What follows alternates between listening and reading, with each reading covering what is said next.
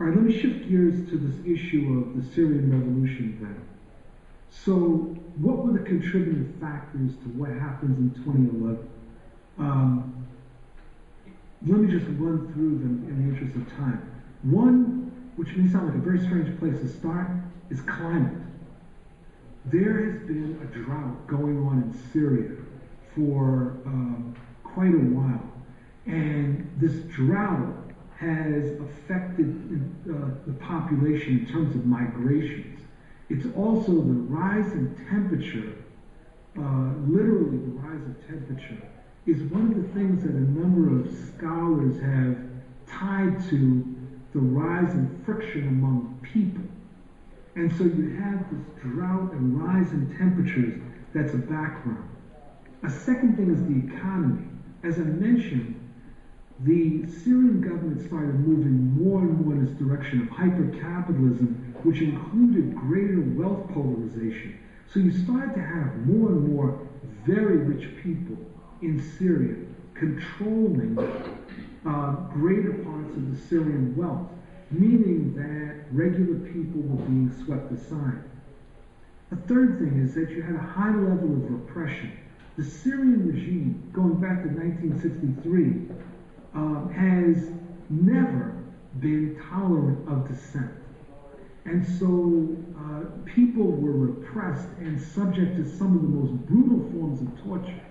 And Syria has lacked a history of independent, popular mass organizations. Many of the organizations that they've had have been controlled by the government. And when opposition has emerged, it's been crushed. Sometimes very viciously. In the early 1980s, there was an uprising, and Hafez al-Assad deployed troops, and there were thousands of people that were killed. A fourth thing is the issue of what's called sectarian politics. And I don't mean sectarian in the sense that people don't get along. I mean sects in the sense of different religious sects.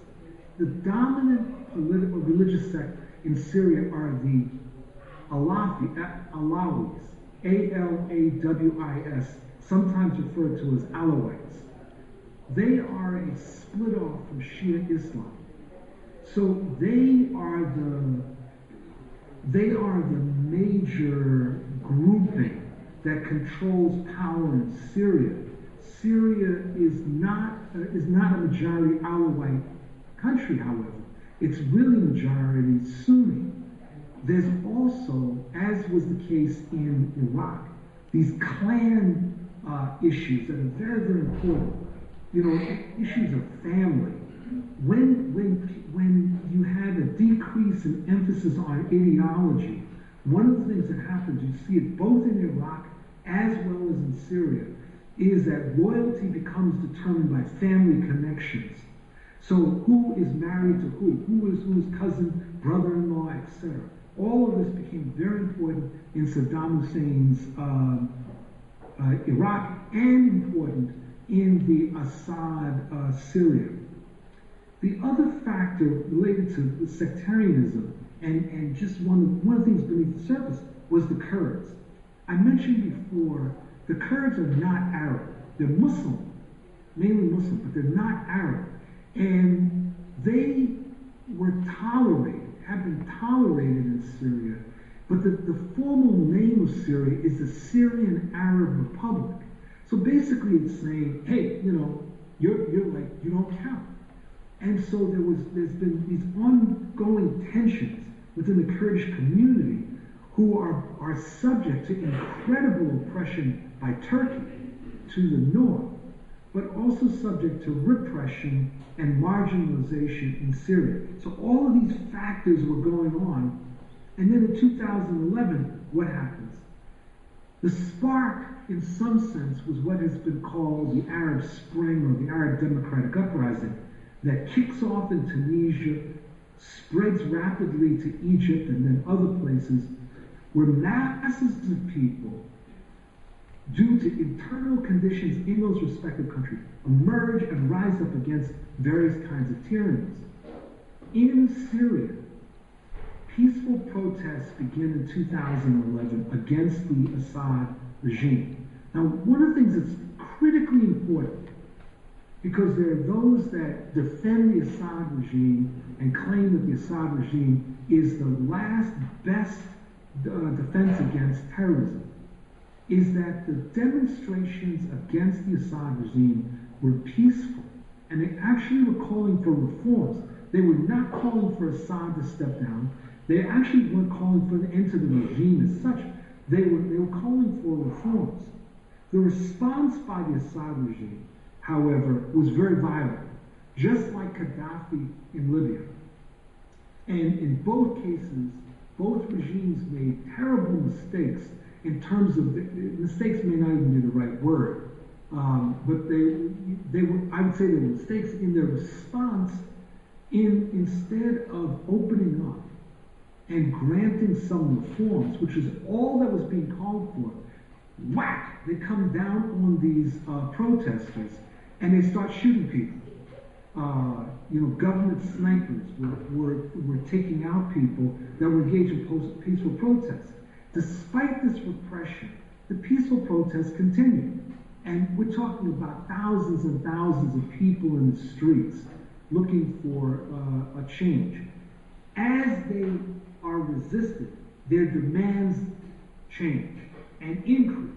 So it's no longer just reforms. At a certain point, they say, hey, enough. We want this guy gone. And at that point, some interesting things happen. Assad does something that not enough people are talking about. Assad had cut this very strange deal with people that we call Islamic fundamentalists. There's a particular version of them called Salafis, Salafist, and they're extreme fundamentalists. And he cut a deal with them to go into Iraq and make trouble for the United States and for the regime that was being put into place. When they come back into Syria, however, they get locked up. And then, for reasons that defy any explanation, in the midst of these protests, Assad lets them free. And these are many of the forces that go on to help to form what's called Daesh, or ISIS, or ISIL. They become a very, very important factor. So what you have, quite ironically, is this regime that wants to say that they are standing against terrorism, and they're releasing terrorists, open terrorists, and they're releasing them, and Daesh then starts moving against the legitimate opposition, the Syrian revolution. So, contrary again to the propaganda from the Assad regime, Daesh ends up becoming a force going against both the Kurds in the north as well as some of the Syrian revolutionary forces like the Free Syria Army. The Assad regime also hyped up sectarianism.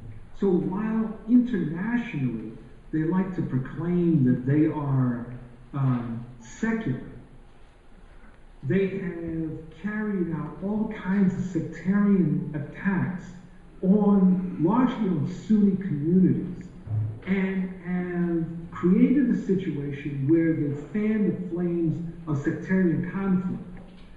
So they've gone to Christians, they've gone to Alawites, they've gone to Shias. They've basically said, if you do not support the regime, the Sunni extremists are going to come after you. Well, there was no evidence that Sunnis were coming after anybody. In fact, when these uprisings started, first as peaceful protests, then as armed self-defense, they crossed the sectarian divide. There were Sunni, Shias, everyone that was involved in this. But it was the Assad regime that plays on the sectarian divide in order to present themselves as being the guardians of civilization. Now, in this situation, the Kurds in the north realized that they've got to do something, and they began to set up independent zones. Now, there's a lot of controversy around these zones, But one thing that can be said is that they stood up against Daesh, and in some cases they've stood up to the Syrian regime. Other times they've collaborated with the Syrian regime. The conflict has become internationalized. So Assad, feeling that he was facing collapse, turned to Iran, his close ally, and the Iranian government began sending military support, including personnel. They also got Hezbollah, which is a political military organization in Lebanon, to send troops to support the government. The Qataris and Saudis began sending aid to the anti-Assad forces, but the way that they would send aid started to divide the anti-Assad forces. So basically, if you didn't side with the Qataris or didn't side with the Saudis, you weren't getting assistance. And the United States was also involved, but in a very, very peculiar way. There was covert assistance, but the United States has mainly preoccupied itself with fighting Daesh. Contrary to the idea that it's mainly sent aid in there in order to destabilize the Assad regime, it's mainly been involved in fighting Daesh. And I'm told that I'm getting ready to run out of time. So let me just suggest this as a sort of a couple of final points. In order to understand the U.S. role in Syria, you have to understand what Obama's summation of Iraq was. So his summation was that the United States made the mistake of A, invading Iraq, but B, of dismantling the Ba'athist regime. You may remember that they demobilized the military and did all of these things. And the regime, the Obama administration came to the conclusion that had been the fundamental destabilizing factor. So while they had no great love for Assad, what they have wanted to do pretty continuously is that they would like to see Assad leave. But they aren't really interested in dismantling the Ba'athist regime. They'd like to see the Assad regime without Assad. Finally, and I want to make sure we have plenty of time for questions. What can we do?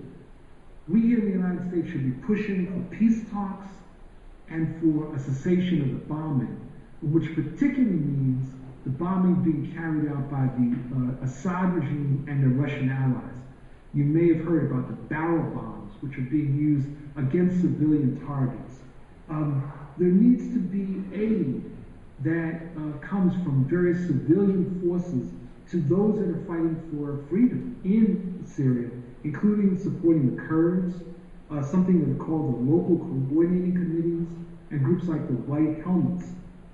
We have to support the relocation of Syrian refugees and vehemently oppose the kind of xenophobic nonsense that we're hearing from people such as Trump. And then there must be a global condemnation of Assad and the Russians for the war crimes that they've been perpetrating. I would argue that the greatest terrorist in Syria is Assad and his regime, that they far, far outdistance anything that Daesh is doing. And I will tell you, I'm no apologist for Daesh or for Al-Qaeda. So let me just stop there. I know I've covered a lot, but let's open it up for questions or comments.